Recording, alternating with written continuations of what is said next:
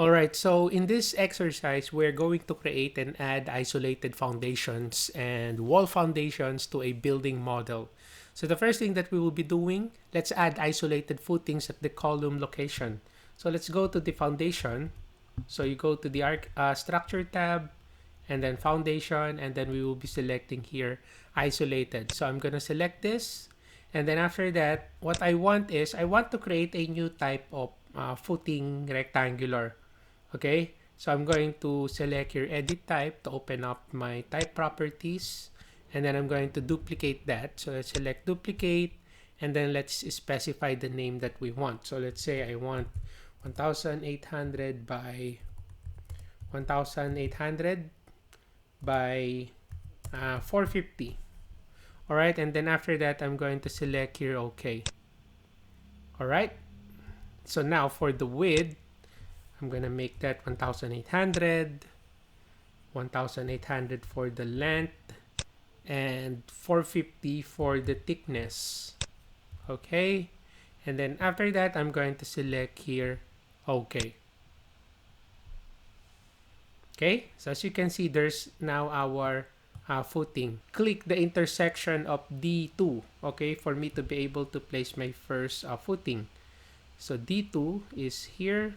So I just need to click that, and there you go. And now there's a warning here. An attached structural foundation will be moved to the bottom of the column. Okay, which is fine. Okay, so I can just close that warning. Okay, so another way to place our isolated foundation is by going to the multiple panel here, and then we can select here at grids. Okay, so I'm going to select at grid intersection, and then after that, we need to select the grid lines to place the isolated foundations at intersection points. Okay, so that's why I'm going to select, let's say 2, grid 2. So just click 1 and then hold control, and then after that, you can select the other grid. Okay, so I have 2, 3. Now I want to include E, F. So as you can see, as I select E and F, since it is intersecting with 2 and 3, so you'll be able to see there the preview.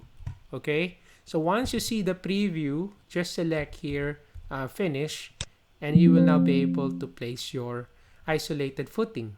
Okay, again, there's that warning, which is fine, so just close that. Okay, so another way to place your isolated foundation, aside from the intersecting grid, is also at structural column. So I'm going to select structural column. Okay, and then we are going to select the structural columns to place the isolated foundation. Okay, so what I'm gonna do, I'm going to select the intersection D3. So there's a column there. So I just need to click 1. Again, there's the preview. Okay, and then I'm going to hold control to select the other footing. So that is D1. I want to include E1 as well, F1, G1. Okay, I think I can also use window selection like that. Okay, so you can use window selection like that while holding the control. And then let me include also C1 here. Okay, so now that you have selected now the columns, so you can now select finish, and then there you go. So we are able to place now our structural foundation, our isolated footings. And then after that, I'll just select here modify. Okay, so in 3D view, so let's have a look in the 3D view, and there you go. Okay, so now the next thing that we will be doing is we're going to add wall footings under the basement and retaining walls.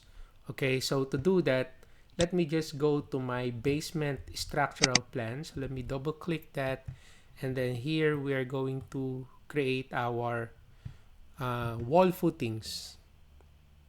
Okay, so to do that, so let's go to the structure tab, foundation, So I'll be selecting here my wall, structural foundation wall. So let me click that. Okay, and then let's see the property here. So from the property, I have here bearing footing. Okay. So if I click the drop down arrow there, I only have one type of wall foundation here. So I'll just use the footing, the bearing footing. And then after that, I'm going to place my cursor over the wall, and then I'm going to press tab. So just move your pointer like that to highlight the wall.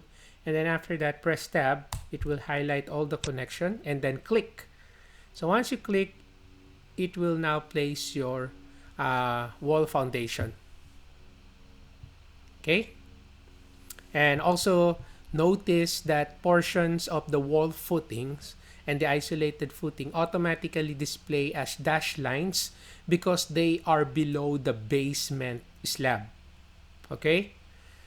Right, so I'm going to create a new type of foundation.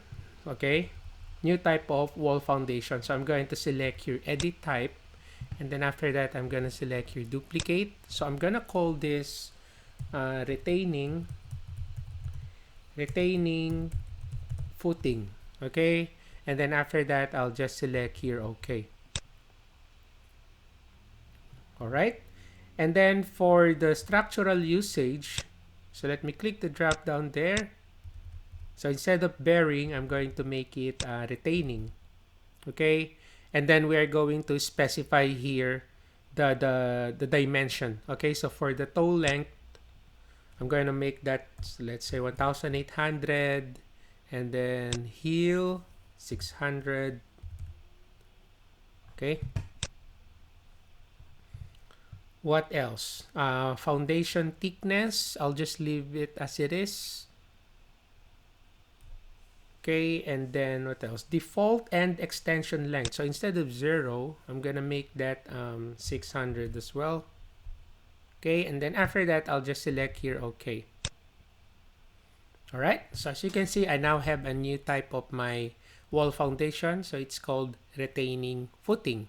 So now I'm going to select the wall along, let's say, grid line A. Okay, so let's say this one here. So I'm going to select this for me to be able to place my retaining footing. There you go. So notice that the retaining footing is now extended 600 millimeters past the end of the retaining wall, as we because that is what we have specified on the type properties. Okay, so if I go to the 3D view, so this is now how it looks like. Okay, there you go. And then just select modify. All right, so basically that's our exercise for creating a foundation or foundations. Okay, so thank you for watching, guys. Have a nice day.